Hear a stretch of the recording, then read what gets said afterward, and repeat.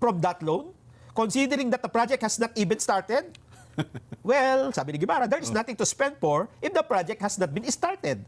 Ang tanong ni Justice, so, kung wala pang nagagastos, kasi dalawa na yung pondo eh. May utang, meron pang program. Yung galing pa sa PhilHealth Fund, So, where is the money? Nasaan na ngayon yung... Nasaan yung pera? Where is the money? Anong sagot? Pera. Ang sagot ni Guevara, the money went presumably. Okay, magandang araw po sa inyo lahat and welcome ulit dito sa ating YouTube Tabunan PH channel mga kababayan. Nandito naman tayo para sa panibagong reaction video ngayon mga kababayan at ito pag-usapan natin. Nako, ang Supreme Court mga kababayan may nadiskubre patungkol dito sa ginagawang katarantaduhan ng mga kongresista mga kababayan. At ano ito? Nako, mga kababayan, umutang ng pera para sa isang proyekto pero yung proyekto hindi pa naumpisahan, tinambay muna yung inutang na bilyong-bilyong pera mga kababayan sa National Treasury at anong ginawa? Kumuha rin ng pera galing sa PhilHealth para doon sa sinasabing proyekto mga kababayan. Anong nangyayari dito sa Congress mga kababayan? Ako, matindi ito mga kababayan. Kasi, anong purpose dito mga kababayan? Umutang ng pera sa ibang bansa ng ilang bilyon mga kababayan. Ang sabi, pupondohan yung isang proyekto, yet until now hindi pa inumpisahan, yung perang inutang nandun sa National Treasury mga kababayan. And then sinabi, kukuha din ng pera galing sa PhilHealth para pondohan din yung the same na proyekto mga kababayan. And yet yung pera nandun pa rin sa National Treasury. So anong ibig sabihin yan mga kababayan? Pinapatubo ba yun na sa nandun sa National Treasury? Mga kababayan, mag-comment kayo dyan. Ito pag-usapan natin kasi itong Supreme, kasi ito mga kababayan, harap-harapan itong panluloko at pangungurakot ito ng mga kongresista mga kababayan at ng administrasyong Marcos mga kababayan. Hindi lang natin alam kung bakit ito hinahayaan ni Pangulong Bongbong Marcos mga kababayan. Imposible namang hindi niya ito alam. Ginawa ito ng Congress mga kababayan. Yet, alam ng Department of Finance ito. Alam nga naman hindi sasabihin ng Department of Finance doon sa kanyang amo na yung presidente mga kababayan na mayroong ganitong nangyayari. And yet, hinahayaan ito ni Pangulong Bongbong Marcos mga kababayan. Nako, at ito, sige, pag-usapan natin mga kababayan ito. May iksing palita ng argumento dito mga kababayan na ipinisinta ng saganang mamamayan mga kababayan. Ito lang muna ang gamitin natin na video mamaya, itong parte na ito kasi yung video sa Supreme Court, walang ano yun audio lang yung kinakapture mga kababayan. Ito lang muna kasi at least dito pinisinta yung verbatim na usapan mga kababayan na palitan ng tanong at sagot mga kababayan. At the same time, mayroong pangalan kung sinong nagsasalita mga kababayan. Okay, eto pakinggan muna natin. Naka-speed up lang ito. And then again, pakinggan niyo yun ng mabuti mga kababayan ha. At analyze niyo kung ano nangyayari dito. Okay? Anyway, bago natin pa-umpisahan mga kababayan, paki-like and share ng video natin. And then, paki-subscribe na rin po sa ating channel. And sa lahat ng nakapag-subscribe, bali na yung sasalita ko mga kababayan, pasensya na po. Sa lahat ng nakapag-subscribe na, maraming salamat sa inyo. Of course, plakpak. Okay, ito mga kababayan, umpisahan na natin. Again, pakinggan niyo ha, mga kababayan. Ito. Ito oral argument na usapan nila. Tanungan na magkabilang panig yan ha? Okay. Tanungan ito ng magkabilang panig. Ito. Ang sabi ni Justice Javier, according to the DOL, Speed up muna natin kasi medyo mabagal. Ito mga kababayan. the funds to be remitted to the National Treasury will finance urgent national project. Ayun, yun ang tama. Ay, medyo sobrang lakas. Sorry. Ito na lang. Statement yan ni Secretary Ralph Recto. Oo. Tama. Oo. These are all construction project, Mr. Solicitor General. Okay. Kasi binasa niya yung mga puro Ito, explain muna natin mga kababayan ha. Itong Solicitor General mga kababayan, ang trabaho niyan ay yan yung parang legal body ng gobyerno mga kababayan. Halimbawa, kung isang gobyerno ay nagkaroon ng kaso, itong Solicitor General ang haharap mga kababayan. At katulad nito, dito sa Supreme Court mga kababayan, itong si Solicitor General Guevara mga kababayan, siyang ang humarap dito sa kaso ng pag-transfer or petition ng pag-transfer or pagtigil ng transfer ng budget ng PhilHealth doon sa National Treasury mga kababayan. At ito, pupatuloy natin. Ito, yun na. Sabi dito ni a Supreme Court judge mga kababayan, according to the Department of Finance, the funds to be remitted to the National Treasury will finance urgent national projects mga kababayan.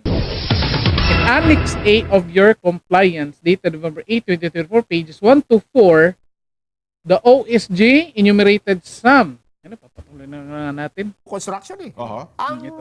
Sabi ni Guevara, not all of them, Your Hindi Honor. lahat ng yan. Oo. Some of them pertain to health projects. Nako, may health projects daw mga kababayan. Sabi niya, no, I'm talking about the routine maintenance of national roads, the PGN Bridges project, and payment of right-of-way, correct? So, yun ang tinatanong niya, ba yung mga infrastructure? Paggawaing bayan ba yan? Sabi Yan. niya, in a sense, they are ordinary expenses of expenditure. Okay. Sabi ng Justice, they pertain to construction project of the government, correct? Ang sabi ni Guevara, infrastructure, yes. Ayun. Naku. Yan mga kababayan ha. Sinasabi dito mga kababayan na kung saan tinransfer daw, sabi ng Department of Finance mga kababayan. Sino ngang secretary dyan sa Department of Finance? Ralph Recto mga kababayan. Comment kayo dyan. Tingnan nyo ngayon. Yung buong pamilya ni Ralph Recto mga kababayan. Vilma Santos, Luis Manzano, tumatakbo ng any government officials mga kababayan. Hindi ko lang alam kung anong yung mga specifics. I think sa pagkakalam ko mga kababayan, silang lahat tumatakbo ngayon mga kababayan. Hindi nga lang ito si Ralph Recto kasi secretary na siyang Department of Finance mga kababayan. At ito na nga, no? Sinasabi ng Department of Finance, kinuha yung pera ng PhilHealth, yung excess funds daw mga kababayan, kung meron man, kapag wala, kasi nga raw, pondohan yung mga importanteng projects ng gobyerno mga kababayan. And yet, eto, they pertain to construction projects of the government, correct? Ang sagot ni Solicitor General mga kababayan, infrastructure, yes. Eto, tuloy natin mga kababayan. You can call it that. Infrastructure projects, all right. Okay. Eto na. With respect to the PGN Bridges project, yung tulay, yung Panay ng Baras. Yes. Per DBM's budget of expenditures and source of financing, Financial Year 2024 report, the PGN Bridges project appears to be fully funded by the Export-Import Bank of Korea in the amount of 174.49 billion plus pesos. So fully... Stop it. Naku, babayan. Yung project na sinasabi nila mga kababayan na kung saan kinuha yung pira ng PhilHealth para daw sa isang project. Anong project? Panay Guimaras Bridge mga kababayan. Naku, na-discover na ito palang proyekto na ito mga kababayan. May pera na pala ito. Umutang tayo ng 174.49 billion mga kababayan. Para sa proyekto nito. Ang sinasabi dito mga kababayan ay fully funded. Ano ibig sabihin kapag fully funded? 25% lang ba ng total budget? 50% lang ba? Hindi, kasi fully funded dapat 100% yan. Walang fully funded na 90% lang, mga kababayan. So, ibig sabihin nito, mga kababayan, mayroong budget na nakalaan para doon sa proyekto niya na Panay-Guimaras Bridge, mga kababayan. Fully funded whole budget na nandyan na yan, mga kababayan. Saan galing yung budget na yan? Inutang yan ng Pilipinas, mga kababayan. Since inutang yan, may tubo ba yan or wala? Mag-comment kayo dyan. Of course, meron yan, mga kababayan. Wala nagpapautang na hindi nagtutubo, mga kababayan. O, simple, asawa mo lang. Kapag nangungutang ka sa asawa mo, hindi yan, walang tubo yan. O, mga kababayan. O, of course, may tubo yan. O, inutang natin. Galing Korea, mga kababayan daw. Sinong mababayan yan? Of course, tayong mga ordinaryong Pilipino galing sa tax natin, mga kababayan. Tingnan ninyo, ang grabe ng Congress, mga kababayan, mga tarantado talaga itong mga kongresista na ito, mga kababayan. Ito na discovery. Oh. Tanong natin, nag-umpisa na ba yung proyekto? Oh, wala pa, mga kababayan. So, nasaan yung pera? So, may 174.49 billion, mga kababayan, na inutang na nandoon sa National Treasury para sa project, para sa Panay-Guimaras Project, mga kababayan. At the same time, meron ding pera galing sa PhilHealth na nandoon pa rin sa National Treasury, mga kababayan. Naku, tanong natin sino kayang may access sa National Treasury, mga kababayan. Mag-comment kayo. Ito, pagpatuloy natin. Funded, ibig sabihin, May pondo. hindi kailangan ng counterpart dito sa Pilipinas, ganun ba yun? Kaya tanong niya dito. Fully funded Is there an urgency to transfer the PhilHealth funds when the project is already fully funded? Oo nga naman, tama yung tanong ni Justice. Oh. Eh, ang sagot ni Oo. Guevara, Oo. Your Honor, this is a matter really of delving into the wisdom of the legislature in allocating funds. Wisdom of legislature in allocating funds, mga kababayan. Sino nag-allocate ng funds? Comment kayo dyan. Unang-una, yung presidente magkakaroon ng NEP, National Expenditure Program, mga kababayan. Tapos, ang dadalhin yan sa Kongreso, mga kababayan.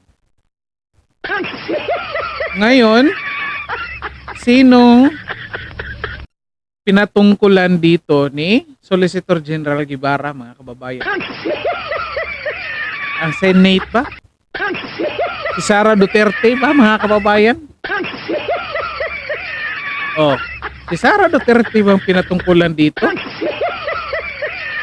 Na nagdesisyon na i-transfer yung pera ng PhilHealth doon sa National Treasury? Of course, yung mga congressman, mga kababayan. Stop it. Grabe. Oh, Your Honor, this is a matter of really of delving into the wisdom of the legislature in allocating funds. Anong ibig sabihin yan? Nako, posible na ako, ang intindi ko dito, mga kababayan, sinasabi ng Solicitor General, mga kababayan, na independent decision ito ng Congress, so dapat hindi kayo mangialam bilang Supreme Court kasi trabaho ito ng Congress. Yan yung pagkakaintindi ko, mga kababayan, ha? Yung sa linya niyan, mga kababayan. I think hindi lang nila pinuna ito dito sa mga sa saganang mamamayan. Yet yan yung nakikita ko. Para isipin ng mga maestrado, mga kababayan, na desisyon pala ito ng Congress. Trabaho ito ng Congress na kung saan mag-allocate sila ng funds. Kung mag-allocate sila ng funds na hindi natin alam, hindi na natin pakialam na gano'n. Ganon yung gusto nila, mga kababayan. Naku, mag-comment kayo dyan. Ito, patuloy natin. But teka, Wisdom. teka. Sa tingin ko, nasan yung wisdom doon kung may pondo na, di ba? Kasi ang wisdom yung malalim na kaisipan yan. Yes nga, oo. Pero kung titinan mo pa, kahit naman hindi wisdom, common sense lang, Yes. may pondo na po, pondohan mo pa. Oo. So parang itinuro ni Sergeant Guevara, ito ay kaalaman, kumbaga, Malalim na kaalaman. malalim na kaalaman ng mga Hindi, mababatas ang natin. wisdom parang sinasabi na malalim na pagpapasya. Oo, Kumbaga, nakalihim sa hiwaga. Malalim na pagkapasa sa mga mababatas natin. Parang sila lang ang nakakalam kung bakit nila ginawa yun. Tama nga naman. Yun nga tanong, bakit mayroon ng pondo, inutang pa, 174.49 billions mga kababayan. Anyet, kukuha ka pa ng pera galing sa ahensya, lalo na doon sa PhilHealth, pagaling, para pondohan yung isang proyekto na may pondo na. So, nasan yung matinong pag-iisip ng mga kababayan? Anyet, anong sigaw ng mga congressman yan, mga kababayan? Impeach Sara Duterte. Bakit si Sara Duterte ba napapatransfer ng pera ng PhilHealth doon sa National Treasury, mga kababayan? Kasi yan yung sinisigaw nila ngayon, mga kababayan. Ito po, patuloy natin. Pero ang sabi ng Justice, Oo. funding a project that is already fully funded under the category of unprogrammed. Oh, Export-Import Bank of Korea has loaned the Philippines 174.49 billion pesos plus. yun na nga. Oh, yan yung nagpapautang, mga kababayan, ha? Export-Import Bank of Korea has loaned the Philippines 174.49 billion plus, mga kababayan. Wow, ang laki niyan, ha? Billion yan, mga kababayan. Hindi yan milyon, ha? Billions yan, mga kababayan. Ngayon, nasaan na yung pera? Ngayon, mga kababayan. Nasaan na? Naku. Oh, ching. Mali yung buto na pindot ko, mga kababayan. Oh, nasaan na yung pera? Inutang pa pala natin sa diba? Export-Import Bank ng Korea. Oh. Is there an urgency? Nagmamadali, meron bang talagang importance Oo. to transfer the PhilHealth funds when the project is already fully funded? Oh, tama naman. Ang ganda ng kanyang line of questioning. Ang Oh. sabi ni Guevara, Your Honor, I think one consideration by the Congress in doing so is a determination of when a project is already implementable. So if a project that has already been identified and sufficiently funded is considered to be non-implementable for the given fiscal year, then I think it is the decision of the Congress in the exercise of its policy or wisdom, so to speak, to move it to the unprogrammed appropriations in the meantime. Ayun naman pala. Doon naman pala talaga papasok sa pork barrel, mga kababayan. Naku, ang tindi itong si Solicitor General, mga kababayan. Nilaglag itong mga kongresista, mga kababayan. Sino bang pinuno dyan sa Congress, mga kababayan? Naku, mag-comment kayo dyan. Naku, nakakalula itong amount na ito, mga kababayan. Oh, tingnan nyo, ha. Anyat, itong mga kongresista sinisigaw, impeach Sara Duterte. Pero, sa ilalim, mga kababayan, ito, missing ito 174.49 billion plus, mga kababayan. Oh. Anyat ito, nilaglag ni Solicitor General Guevara yung mga kongresista, mga kababayan, na kung saan, since hindi pa man daw implemented the same fiscal year, mga kababayan, nandun pa lang muna daw sa unprogrammed appropriations in the meantime. Naku, eleksyon ngayon, mga kababayan. Buhay pa kaya yung pera niyan, mga kababayan? Sumagot kayo dyan. Buhay pa kaya yan? Nandyan pa kaya yung pera na yan, mga kababayan? Eleksyon ngayon, bumabaha ng pera, bumabaha ng ayuda ngayon, mga kababayan. Ito, pupatuloy natin. So parang sinasabi niya rito, meron ng pondo, Binila pero ng pondo dyan. hindi pa ma-implement eh. So, Kaya kailangan daw magkaroon ng isa pang unprogrammed appropriation para dito. O kaya tanong uli nung Justice Javier. Oo. So, has the government moved this amount to the unprogrammed funds of the government this Export-Import Bank of Korea loan, has the government moved it to unprogrammed funds?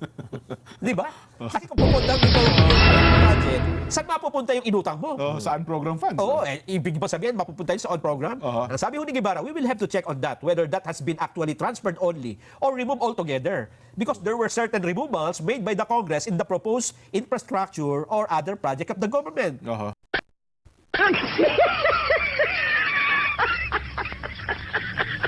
Mag-comment kayo dyan, mga kababayan. Hindi nga alam ng Solicitor General kung nasaan, mga kababayan. Hindi nga siya sigurado kung lahat ba ay na-transfer doon sa program funds.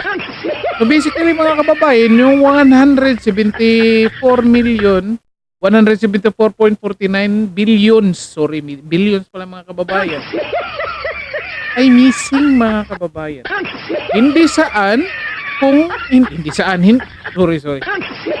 Hindi alam kung saan napunta, mga kababayan. Kasi in the first place, yung Panay Guimaras Bridge, mga kababayan, hindi pa nga nag-umpisa. Naku. Grabe ng Congress, mga kababayan. Ang tatakaw nito, mga kababayan. Eto na yung matindi. Parang maiipit si Guevara Eto na, dito. eto na. How can the government, Sino tanong niya? Si Javier na to? si Justice Javier, Justice Javier. how can the government have removed this when it is alone? Inutang mo nga naman. Specifically for that purpose. May layunin pagkakautang mo eh. So, pwede mo bang tanggalin yung pondo at ilipat mo kung saan-saan samantalang ito ay pondo na may purpose. Pero talagang Pinaglaanan, check na pinaglalaanan mo eh. sabi ni Guevara, it is something that can be deferred. Pwede daw i-delay, Your Honor, even if it's funded. What is...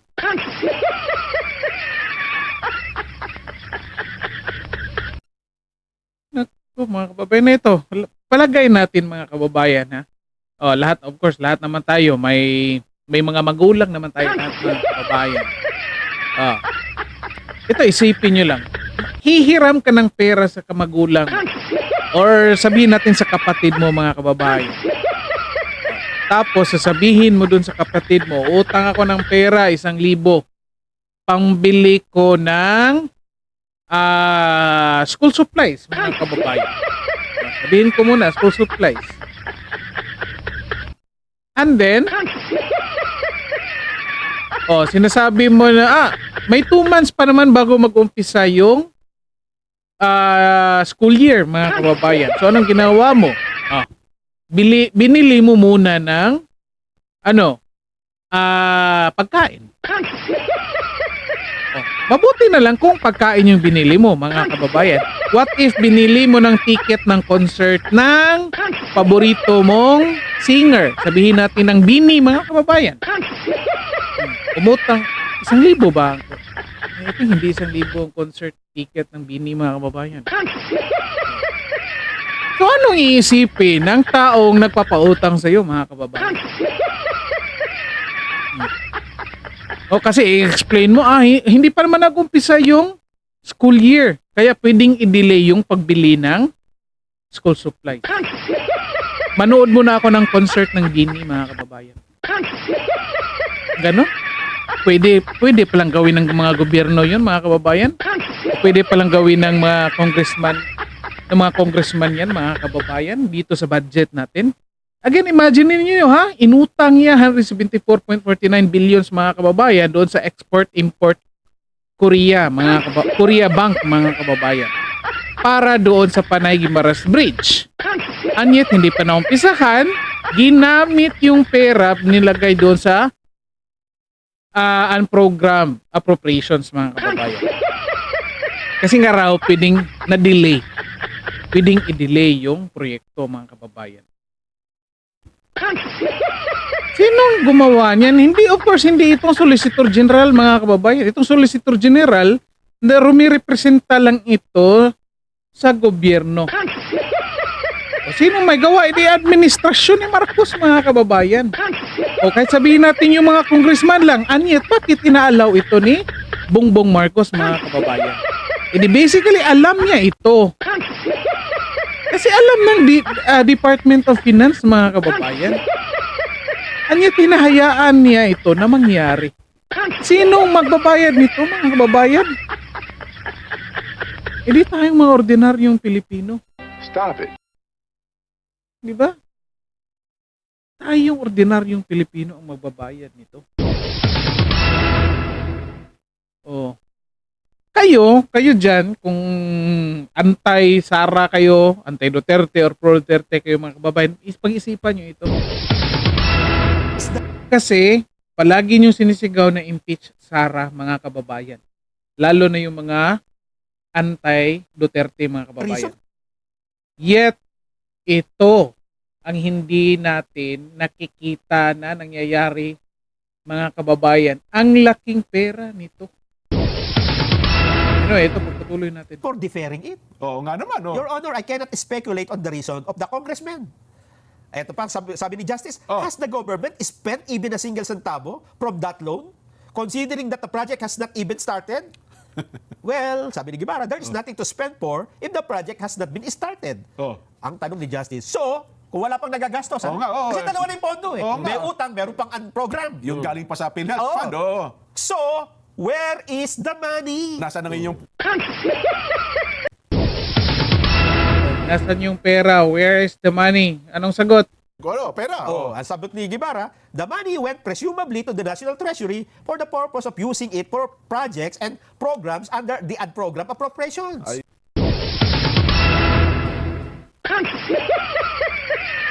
Nandun sa pork barrel mga kababayan.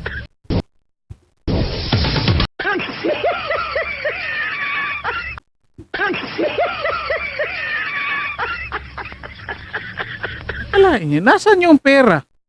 Itong Solicitor General, hindi nga siya sigurado dito mga kababayan. Tingnan niyo sagot. The money went presumably to the National Treasury for the purpose of using it for projects and programs under the unprogrammed appropriations.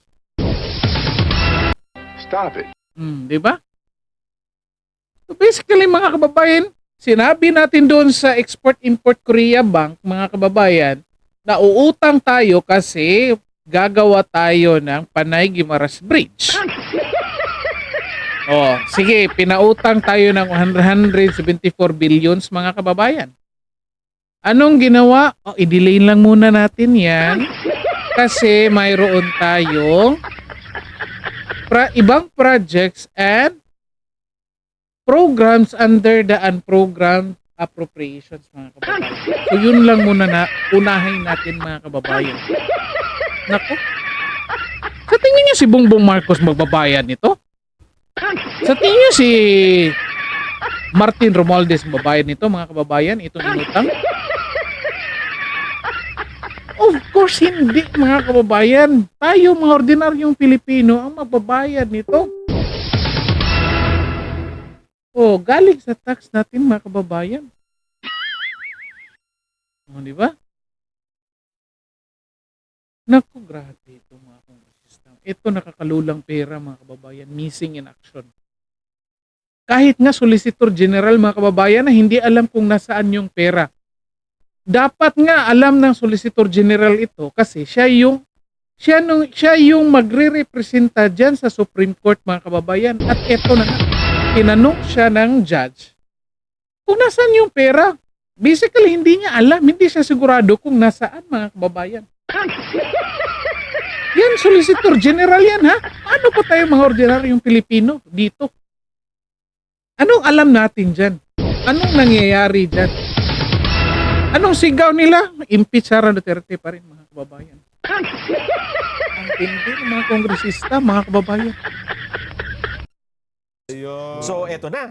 So, we have unused funds for the project. So mayroon tayong pondong hindi nagamit para sa naturang proyekto. And yet, we still got money from PhilHealth to supplement this fund that has been unused for years.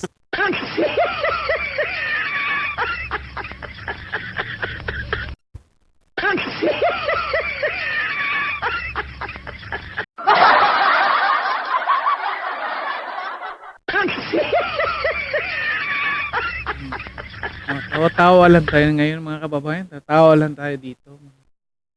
Kasi ang laking problema nito mga kababayan. Yung judge nga, na-shock mga kababayan. May pera para sa isang proyekto, hindi ginamit. Yet, kumuha pa ng pera galing sa PhilHealth para doon sa isang proyekto na hindi pa rin naumpisahan mga kababayan at ilang taon na, 4 years na mga kababayan. O kahit sabihin natin 1 o 2 taon mga kababayan. Ako, dapat gumising na si Bongbong Marcos mga kababayan. Kung pro Marcos kayo, naku, gisingin niyo yung presidente ninyo mga kababayan. Anyet, gusto nyo i-impeach si Sara Duterte. Anyet, ito yung mga kabalastugang ginagawa ng administrasyon ngayon mga kababayan. Ito, alam ito ni Marcos. Imposibleng hindi ito alam mga kababayan. Alam nga ng Department of Finance mga kababayan. Ito, nabulabog sila dito mga kababayan.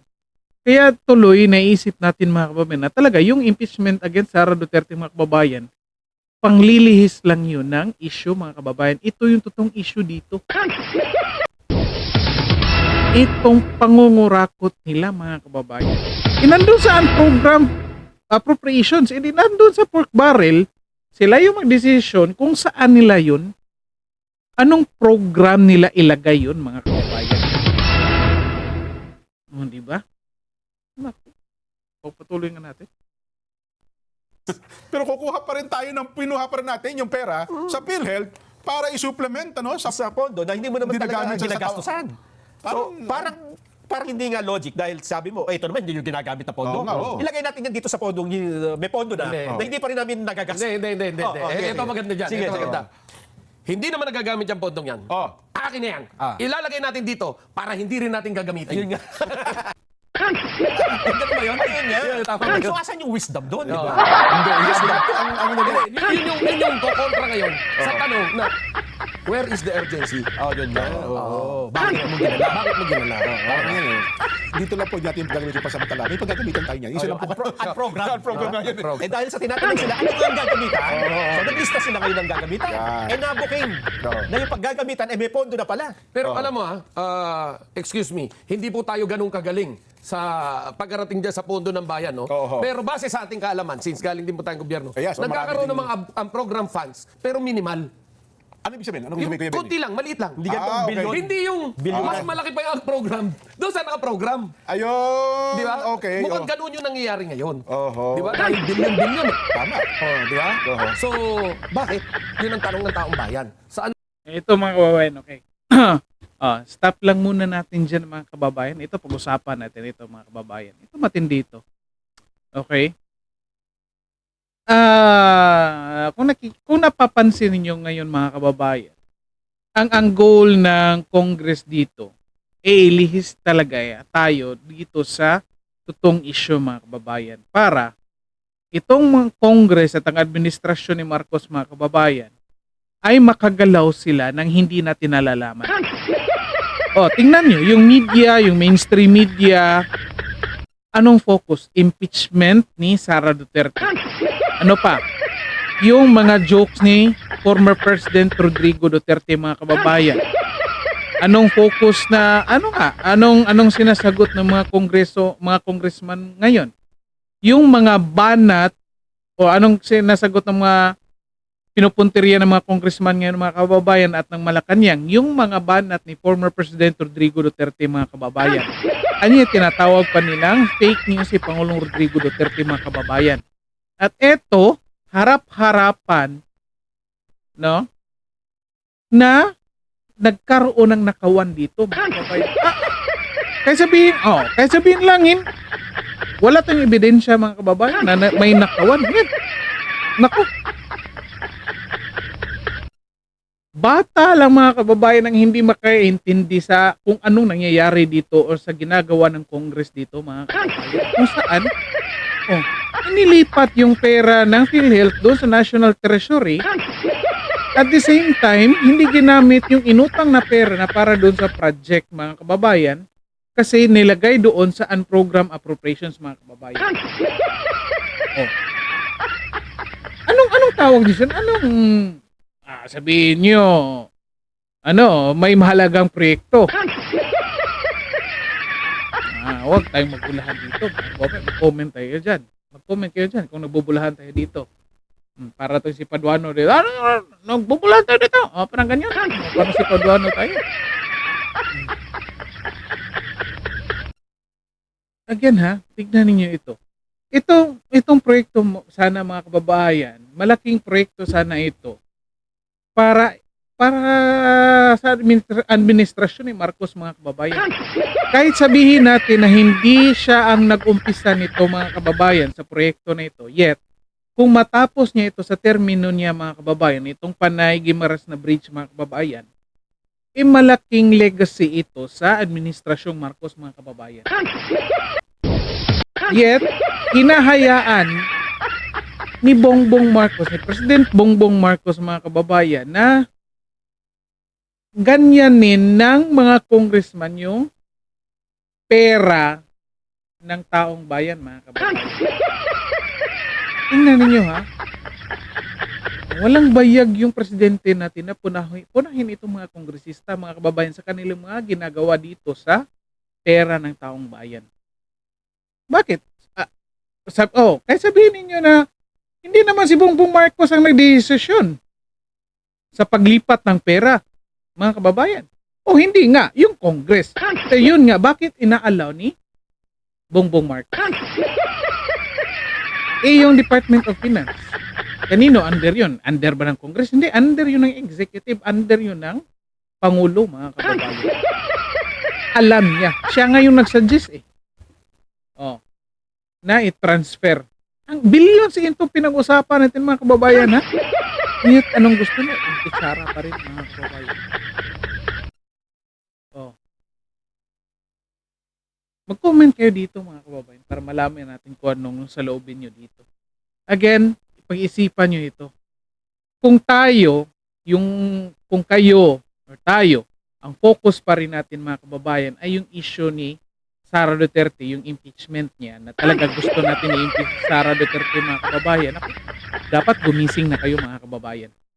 Kasi, sa likod ng ipinasang impeachment case laban kay Sara Duterte mga kababayan, mas maraming kababalaghang nangyayari dito sa Congress at ng Administrasyong Marcos mga kababayan na dapat nating punahin mga kababayan. Ito, isa na ito mga kababayan. Kung walang nag-file ng petisyon dito laban sa pag-transfer ng pera ng PhilHealth doon sa National Treasury mga kababayan, most likely walang makakadiskubre nito mga kababayan na meron palang inutang na 174.45 billions mga kababayan para doon sa Panay Guimaras Project na hindi naman inumpisahan. At yung perang inutang nilagay doon sa National Treasury para i-allocate doon sa ibang proyekto at ng unprogrammed appropriations mga kababayan. Diba ang tindi ng pag-iisip ng mga kongresista mga kababayan? Kung talagang itong mga kongresista na ito, kung talagang concern sila dito sa bansa natin mga kababayan, nako, hindi nila ito gagawin.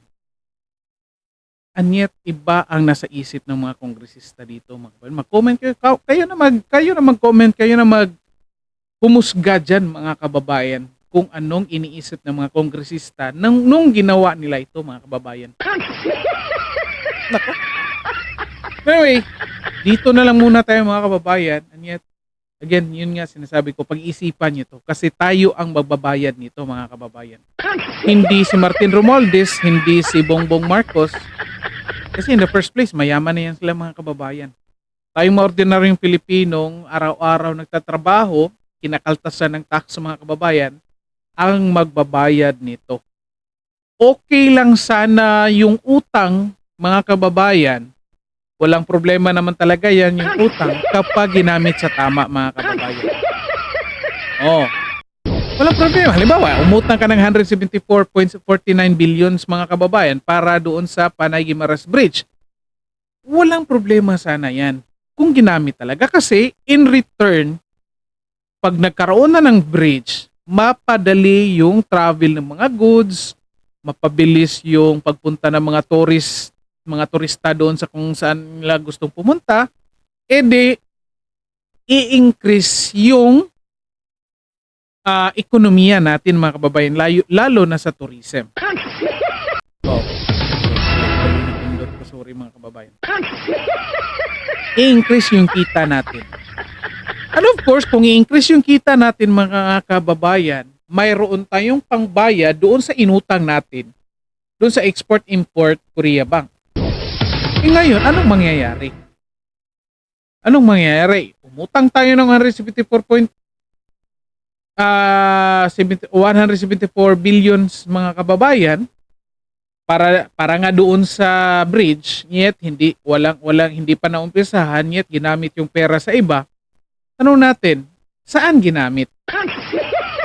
Yung pinagamitan, magkakaroon ba yan ng return of investment mga kababayan? What if ibinigay yan doon sa mga ayuda mga kababayan ng mga kongresista? What if binigay yan doon? So ano na mangyayari? Hindi tayo makakabayad mga kababayan.